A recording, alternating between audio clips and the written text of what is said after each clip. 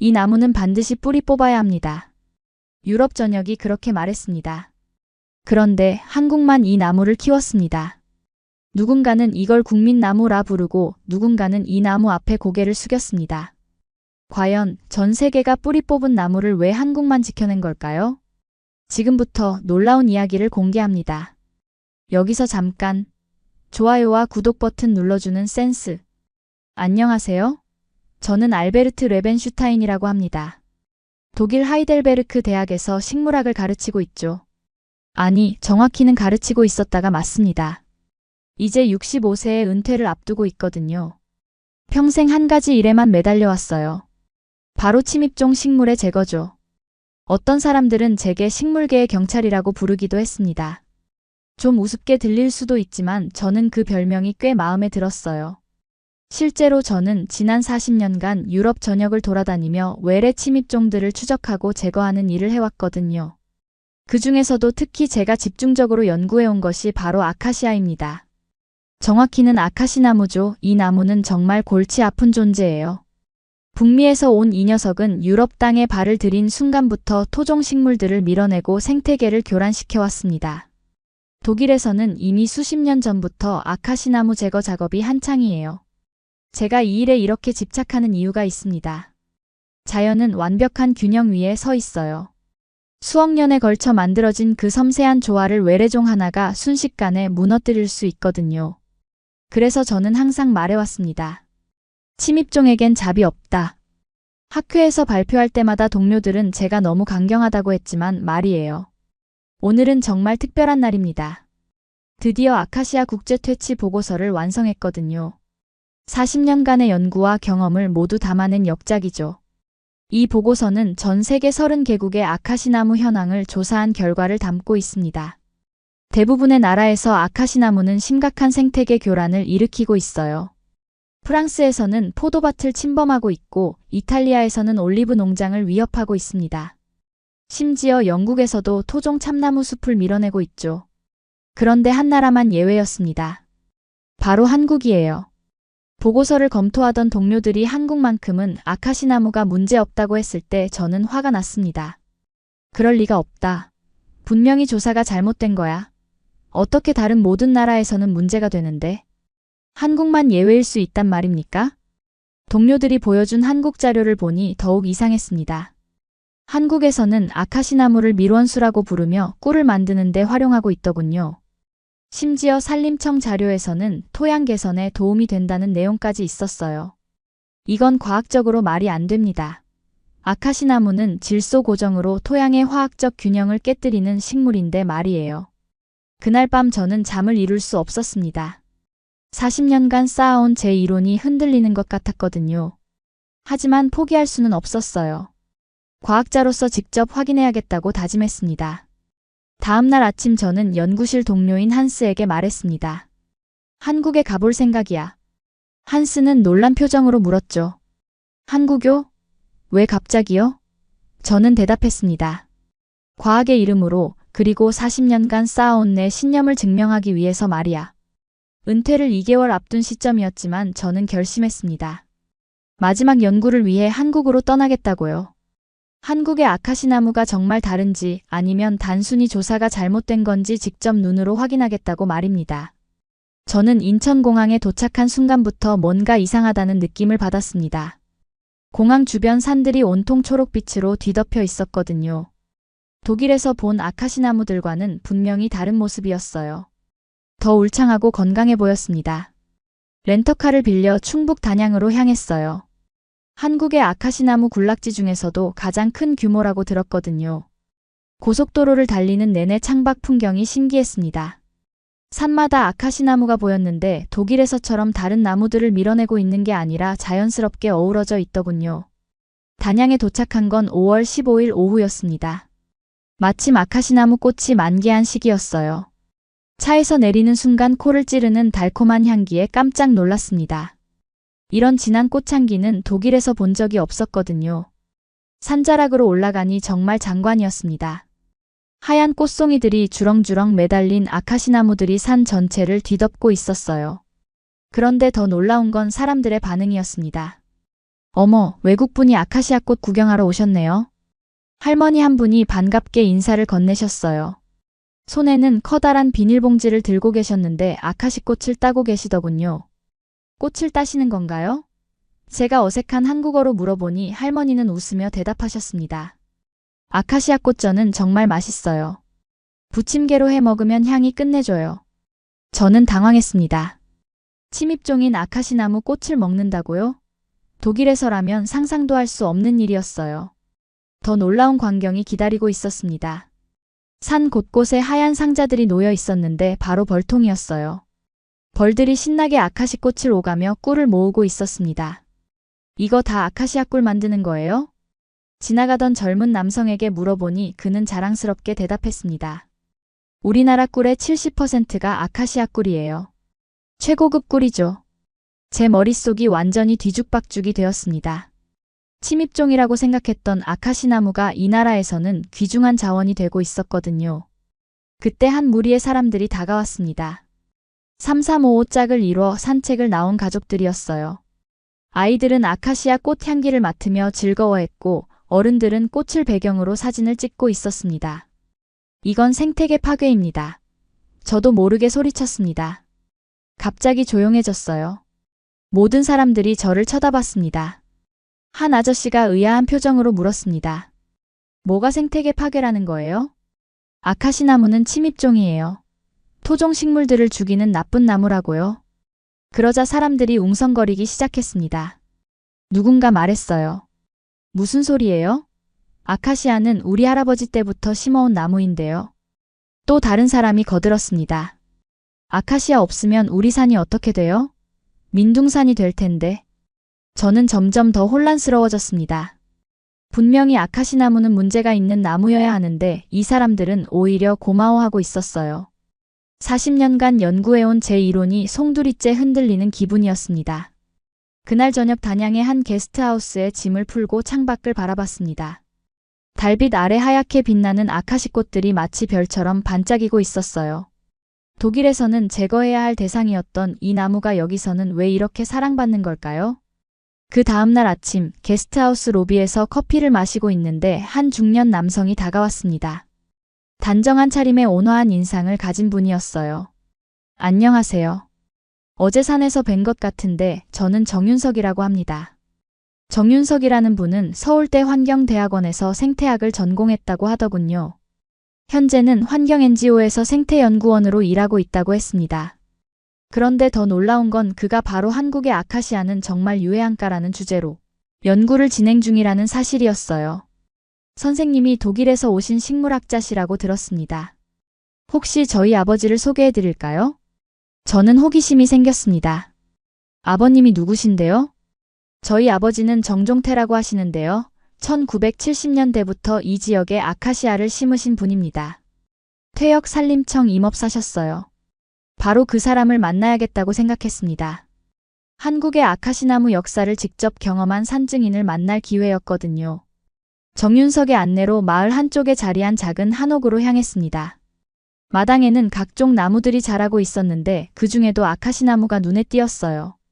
아버지, 독일에서 오신 식물학자 선생님이에요. 72세의 정종태 어르신이 마루에서 일어나 인사를 하셨습니다. 말수가 적어 보이지만 눈빛이 또렷하고 기억력이 좋아 보이는 분이었어요. 멀리서 오셨네요. 뭐 때문에 우리 시골까지 오셨나요? 저는 솔직하게 말씀드렸습니다. 아카시나무가 왜 한국에서만 문제가 안 되는지 궁금해서 왔습니다. 정종태 어르신은 잠시 생각하더니 조용히 말씀하셨습니다. 아카시아 없었으면 우리 산 다 벌거숭이였지. 그 한마디에 저는 깜짝 놀랐습니다.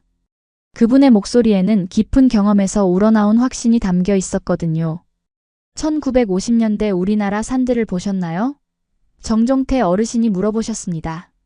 저는 고개를 저었죠. 그때는 정말 민둥산이었어요.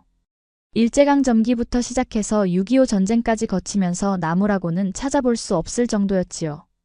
어르신의 목소리가 무거워졌습니다. 일본 놈들이 우리 나무 다 베어갔어요.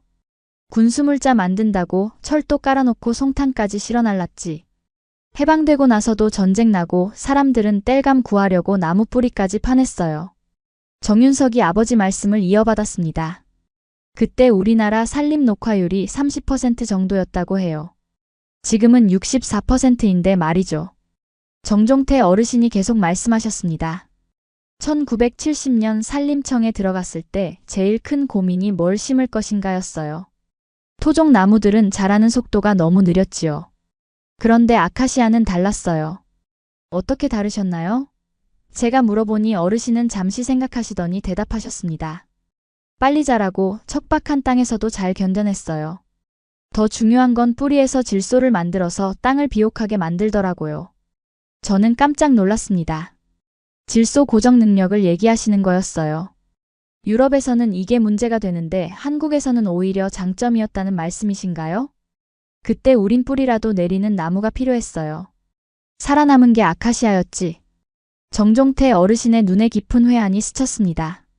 산이 헐벗으니까 비 오면 홍수 나고 가뭄 들면 물이 없고 사람 살기가 어려웠어요. 그때 정윤석이 덧붙였습니다. 아버지가 심으신 아카시아들이 40년, 50년 지나면서 자연스럽게 줄어들고 있어요. 대신 참나무, 소나무 같은 토종 나무들이 다시 자라고 있고요. 제가 놀라서 물었습니다. 스스로 줄어든다고요? 네, 아카시아는 선구수종이에요. 황폐한 땅을 먼저 점령해서 토양을 개선하고 시간이 지나면 다른 나무들에게 자리를 내주죠. 이건 제가 전혀 몰랐던 사실이었습니다.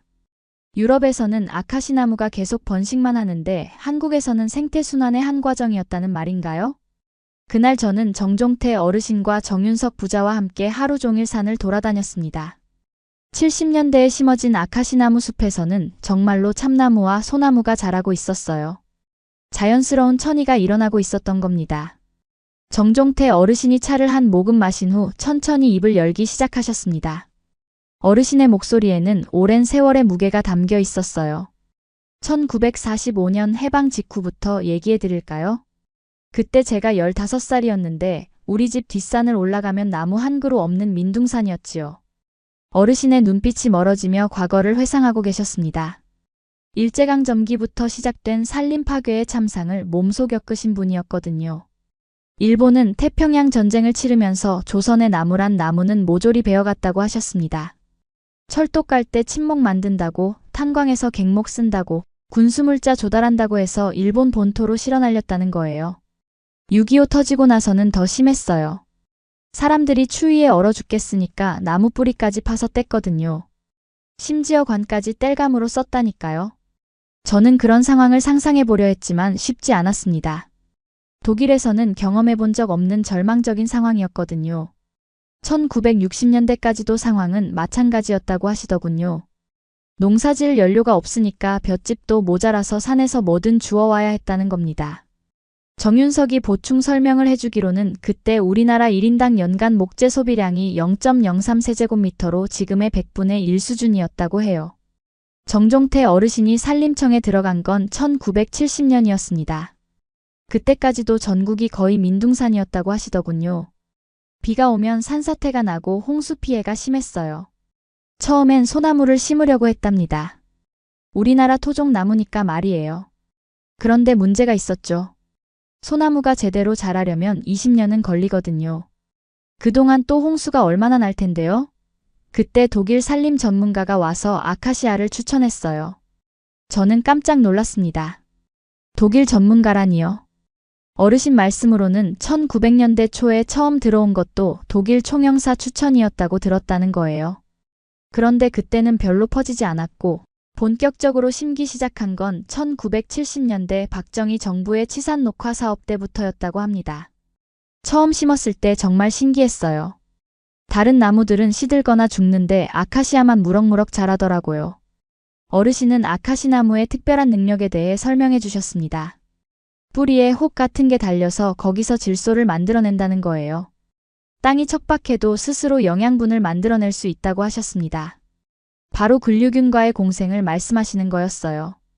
저도 잘 아는 현상이었죠.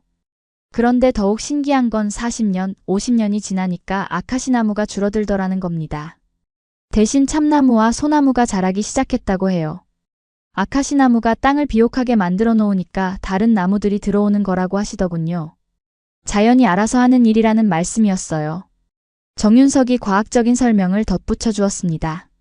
아카시 나무는 전형적인 선구 수종으로 생태계 복원의 첫 단계를 담당한다는 거예요. 땅을 개선한 후에는 자연스럽게 사라지면서 극상림의 자리를 내준다고 했습니다. 100년 뒤에는 우리가 심은 아카시아 대부분이 사라질 거예요. 대신 원래 있던 나무들이 돌아올 겁니다. 저는 점점 더 놀라고 있었습니다. 유럽에서는 아카시 나무가 끝없이 번식하면서 토종 식물을 밀어내는데 한국에서는 정반대 현상이 일어나고 있었던 거예요. 그날 오후 어르신과 함께 50년 전에 심으신 아카시 나무 숲을 걸었는데 정말로 숲 곳곳에서 참나무와 소나무 새싹들이 자라고 있었어요. 자연의 복원력을 직접 목격하는 순간이었습니다. 그 다음 날부터 저는 본격적인 산림 생태 조사를 시작했습니다. 정윤석이 조사 장비를 빌려주었고 정종태 어르신이 추천해주신 몇 곳의 아카시나무 숲을 체계적으로 돌아다녔어요. 첫 번째로 찾아간 곳은 1970년에 심어진 50년생 아카시나무 숲이었습니다. 독일에서 본 것과는 완전히 달랐어요. 아카시나무들이 드문드문 서 있고 그 사이사이로 참나무와 소나무가 자라고 있었거든요. 토양 샘플을 채취해서 분석해보니 놀라운 결과가 나왔습니다. pH 수치가 6.5로 중성에 가까웠어요. 독일의 아카시나무 서식지는 대부분 산성 토양인데 말이죠. 질소 함량도 적정 수준이었습니다.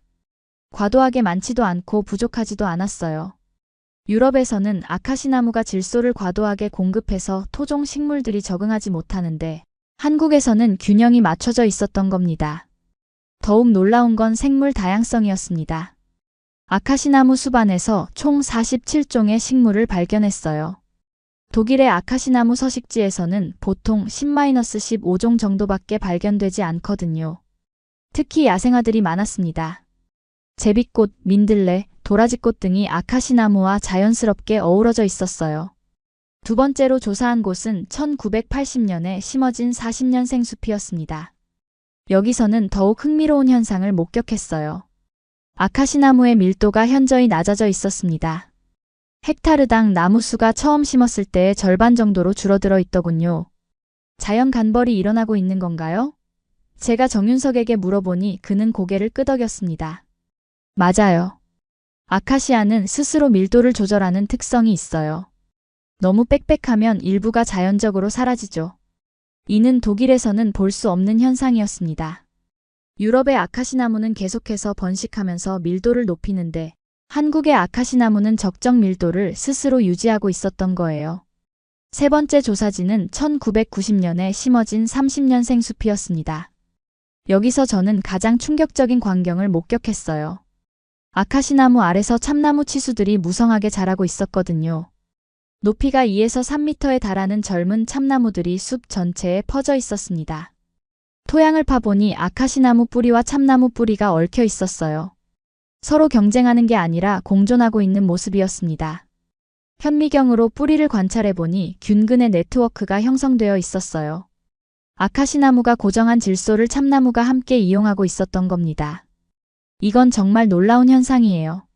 저는 혼잣말을 하며 감탄했습니다.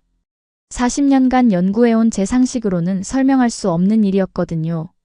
마지막으로 조사한 곳은 2000년에 심어진 20년생 숲이었습니다. 여기서는 아직 천이 현상이 본격적으로 시작되지 않았지만 숲 가장자리부터 조금씩 변화가 일어나고 있었어요. 참나무와 소나무 새싹들이 드문드문 자라고 있었습니다. 흥미로운 점은 아카시나무의 번식력이었어요. 독일에서는 아카시나무가 뿌리를 통해 무성생식으로 빠르게 번식하는데 한국에서는 주로 종자를 통한 유성생식에 의존하고 있었습니다. 이는 개체군의 유전적 다양성을 높이는 효과가 있어요. 하루 종일 조사를 마치고 게스트하우스로 돌아온 저는 데이터를 정리하며 깊은 생각에 빠졌습니다. 한국의 아카시나무는 분명히 같은 종인데 왜 이렇게 다른 행동을 보이는 걸까요? 기후의 차이일까요? 아니면 토양 조건의 차이일까요? 정윤석이 가져다준 자료를 보니 한국의 아카시나무 생태에 대한 연구가 상당히 진행되어 있었어요. 특히 천이 과정에 대한 장기 모니터링 결과가 인상적이었습니다. 50년 이상 된 아카시나무 숲의 90% 이상에서 토종 수종으로의 천이가 진행되고 있다는 내용이었거든요. 그날 밤 저는 독일의 동료들에게 이메일을 보냈습니다. 한국에서 발견한 놀라운 현상들을 보고하면서 아카시나무에 대한 제 기존 인식을 재검토해야겠다고 썼어요. 조사 셋째 날 정윤석이 특별한 곳으로 안내해주겠다고 했습니다. 단양에서 차로 30분 거리에 있는 한마을이었는데 그곳에는 세대째 아카시꿀을 생산하는 양봉 농가가 있다고 하더군요. 산길을 따라 올라가니 아카시나무 숲 한가운데 하얀 벌통들이 질서정연하게 놓여 있었습니다. 수백 개의 벌통이 산 전체에 펼쳐져 있었어요. 벌들의 윙윙거리는 소리가 마치 거대한 오케스트라 같았습니다. 김성호라는 양봉업자를 만났는데 그분은 50년 넘게 이 일을 해오신 베테랑이었어요. 얼굴이 햇볕에 그을려 있었지만 눈빛만큼은 또렷하고 자신감에 차 있었습니다. 독일에서 오셨다고요? 아카시아 연구하러요? 김성호 씨가 반가워하며 벌통 앞으로 저를 데려갔습니다. 벌들이 아카시꽃과 벌통을 쉴 새 없이 오가고 있었어요. 정말 바쁘게 움직이더군요. 이 벌들이 하루에 얼마나 많은 꿀을 모으는지 아세요? 저는 고개를 저었습니다. 양봉에 대해서는 문외한이었거든요. 벌통 하나에서 아카시아 철 한 달 동안 20kg에서 30kg은 나와요. 놀라운 수치였습니다. 독일에서는 아카시나무를 해충 서식지 정도로만 여겼는데 한국에서는 이렇게 중요한 경제적 가치를 가지고 있었던 거예요. 김성호 씨가 벌통을 열어서 꿀틀을 꺼내 보여주었습니다. 황금색 꿀이 가득 차 있었어요. 손가락에 묻혀서 맛을 보라고 하시더군요. 달콤하면서도 은은한 꽃향기가 입안에 퍼졌습니다. 이게 바로 아카시아 꿀이에요. 우리나라 꿀 생산량의 70%를 차지하죠. 정윤석이 옆에서 설명을 덧붙였습니다. 전국의 양봉 농가가 2만 가구 정도 되는데 대부분이 아카시아 꿀로 생계를 유지해요. 저는 깜짝 놀랐습니다. 2만 가구라면 적어도 8만 명 정도의 사람들이 아카시나무로 먹고 살고 있다는 얘기였거든요. 독일에서는 제거해야 할 대상인 나무가 한국에서는 이렇게 많은 사람들의 생계를 책임지고 있었어요. 김성호 씨가 꿀의 성분에 대해 설명해주기 시작했습니다. 아카시꿀은 포도당과 과당의 비율이 완벽하다고 하더군요. 또한 미네랄 함량도 다른 꿀에 비해 월등히 높다고 했어요. 특히 질소 함량이 기가 막혀요. 김성호 씨의 말에 저는 귀가 번쩍 뜨였습니다. 질소 함량이요? 네, 아카시아 나무가 뿌리에서 질소를 만들어내잖아요.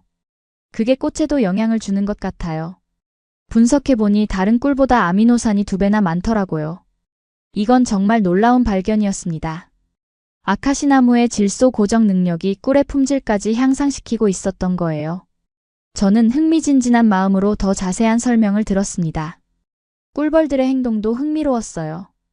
독일에서 본 꿀벌들보다 훨씬 활발하고 건강해 보였습니다. 아카시꽃의 풍부한 꿀과 화분이 벌들의 영양 상태를 좋게 만드는 것 같았어요. 벌들도 아카시아를 좋아해요. 다른 꽃보다 꿀이 많이 나오거든요. 김성호 씨가 벌통을 가리키며 말했습니다. 정말로 벌들이 다른 꽃에는 거들떠보지도 않고 아카시꽃에만 집중하고 있었어요. 오후에는 꿀 가공 과정을 직접 볼 수 있었습니다. 꿀틀에서 꿀을 빼내고 불순물을 걸러내고 병에 담는 과정까지 모든 것이 정성스럽게 이루어지고 있었어요. 3대째 이어온 기술과 노하우가 곳곳에 배어 있었습니다. 할아버지 때부터 아카시아 꿀을 만들어 왔어요. 아버지도 저도 이제 제 아들도 이 일을 하고 있죠. 김성호 씨의 목소리에는 자부심이 가득했습니다. 아카시나무가 그들 가족의 삶과 깊숙이 연결되어 있었던 거예요. 그날 저녁 김성호 씨 댁에서 저녁을 얻어먹으며 더 많은 이야기를 들을 수 있었습니다.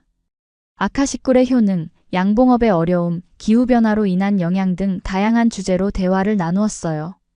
아카시아가 없었다면 우리 양봉업계가 어떻게 됐을지 몰라요. 김성호 씨의 한마디가 제 가슴 깊이 와 닿았습니다. 독일에서는 생태계를 파괴하는 침입종으로 여겨지는 나무가 한국에서는 이렇게 소중한 생명의 원천이 되고 있었던 거예요.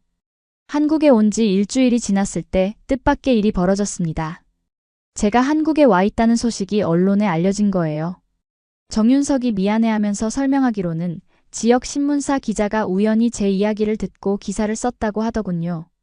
독일 식물학자 아카시아 연구위의 단양 방문이라는 제목의 기사가 나간 후로 제 휴대폰이 쉴 새 없이 울렸습니다. 기자들의 취재 요청이 빗발쳤어요. 처음에는 당황스러웠지만 이것도 좋은 기회라고 생각했습니다. 기자회견 장소는 단양군청 대회의실이었습니다. 생각보다 많은 기자들이 모였어요. 지역 언론뿐만 아니라 전국 방송사 기자들까지 와 있었습니다. 카메라 플래시가 터지는 가운데 저는 마이크 앞에 섰어요. 안녕하세요. 저는 독일 하이델베르크 대학의 알베르트 레벤슈타인입니다. 떨리는 목소리로 인사를 했습니다. 한국어로 말하려고 노력했지만 복잡한 내용은 영어로 할 수밖에 없었어요. 다행히 통역사가 함께 있었습니다. 첫 번째 질문이 들어왔습니다. 교수님, 한국의 아카시아에 대해 어떻게 평가하십니까? 저는 잠시 생각을 정리한 후 대답했습니다. 일주일간의 조사 결과 제가 40년간 가지고 있던 아카시아에 대한 인식이 완전히 바뀌었습니다. 회의실이 조용해졌어요. 기자들이 모두 제 말에 집중하고 있었습니다. 전 세계 어디서도 볼 수 없는 놀라운 현상을 한국에서 목격했습니다.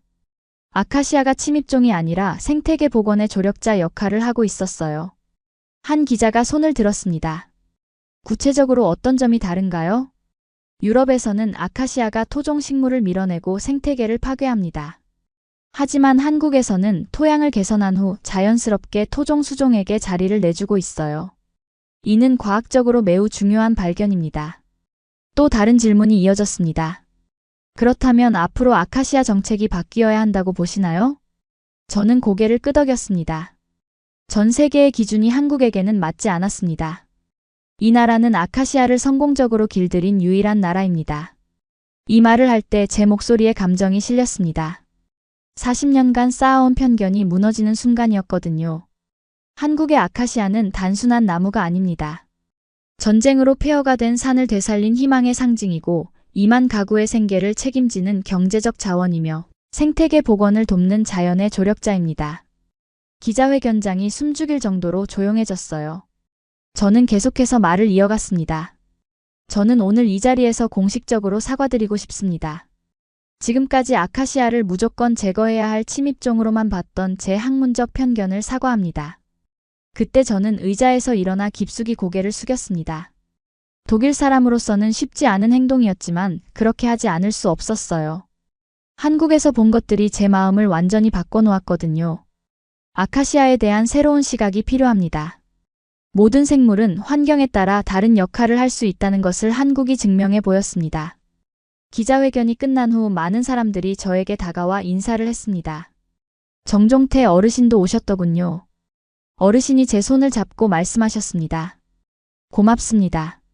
우리 아카시아를 이해해 주셔서요. 김성호 씨도 와 있었어요. 그분은 아카시꿀 한 병을 선물로 주시면서 웃으셨습니다. 이걸 독일에 가져가셔서 동료들에게 보여주세요. 우리 아카시아가 얼마나 좋은 건지 말이에요. 그날 저녁 뉴스에서 제 기자회견 내용이 대대적으로 보도되었습니다. 독일 학자 한국 아카시아에 무릎 꿇다라는 제목의 기사들이 쏟아져 나왔어요. 인터넷에는 제가 고개 숙이는 장면이 계속 재생되고 있었습니다. 정윤석이 저에게 말했습니다. 교수님 덕분에 우리나라 아카시아의 가치가 제대로 알려질 것 같아요. 저는 답했습니다. 아니에요. 저야말로 한국에서 새로운 것을 배웠습니다. 과학자로서 겸손해야 한다는 것을 말이에요. 한국에서의 마지막 날이 다가왔습니다. 2주간의 체류를 마무리하고 독일로 돌아가야 할 시간이었어요. 공항으로 가기 전에 마지막으로 정종태 어르신을 찾아뵈었습니다. 어르신은 여전히 마루에 앉아 차를 우리고 계셨어요. 제가 오는 것을 보시고는 온화한 미소를 지으며 손짓하셨습니다. 벌써 가시는군요. 어르신의 목소리에는 아쉬움이 담겨 있었습니다. 저도 마찬가지였어요. 이분과 더 많은 시간을 보내고 싶었거든요. 어르신이 마당으로 나가시더니 아카시나무 아래에서 무언가를 따오셨습니다. 손에는 작은 유리병이 들려 있었고 그 안에는 황금빛 아카시꿀이 가득 담겨 있었어요. 이거 가져가세요. 어르신이 꿀병을 제 손에 쥐어주시며 말씀하셨습니다. 나무도 사람이랑 같아. 어디서 어떻게 자라느냐가 다르지. 그 한마디가 제 마음 깊숙이 스며들었습니다.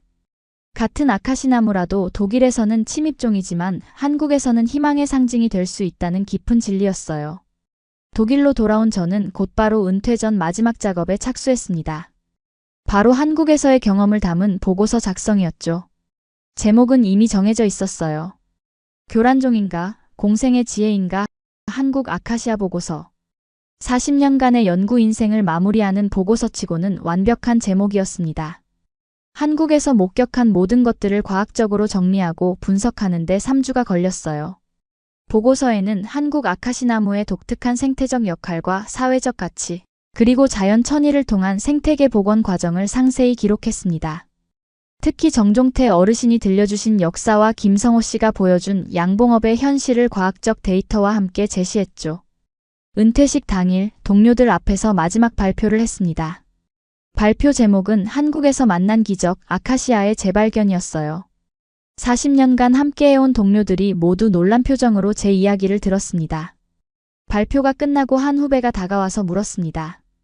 교수님, 한국 연구에서 가장 큰 깨달음이 뭐였나요? 저는 잠시 생각한 후 대답했습니다. 편견 없는 과학의 중요성이었어요. 그리고 한 가지 더 배운 게 있다면?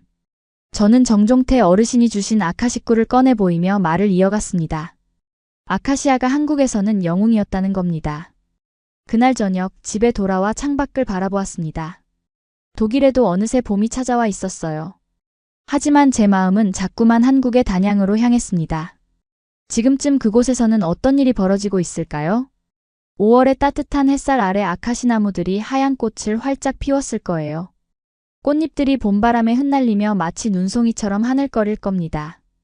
그리고 수천 마리의 꿀벌들이 분주하게 꽃과 벌통을 오가며 달콤한 꿀을 만들어내고 있겠죠. 윙윙거리는 벌들의 소리가 산 전체를 가득 채우면서 말이에요. 정종태 어르신도 지금쯤 마루에 앉아 그 광경을 바라보며 만족스러운 미소를 짓고 계실 겁니다. 평생을 바쳐 가꾼 산들이 이렇게 아름답게 꽃을 피우는 모습을 보시면서 말이죠. 저는 그 모든 장면들을 마음속에 그려보며 깊은 감사를 느꼈습니다. 한국이 저에게 가르쳐준 것은 단순히 아카시나무에 대한 새로운 지식이 아니었어요. 세상을 바라보는 열린 시각과 겸손한 마음이었습니다. 오늘의 사연은 어떠셨나요? 이번 영상을 어떻게 생각하시는지 댓글로 의견을 남겨주시고 좋아요를 눌러주세요. 다음에도 더 흥미진진한 사연으로 찾아뵙겠습니다. 여러분의 사연 제작소 감동 나누기였습니다. 감사합니다.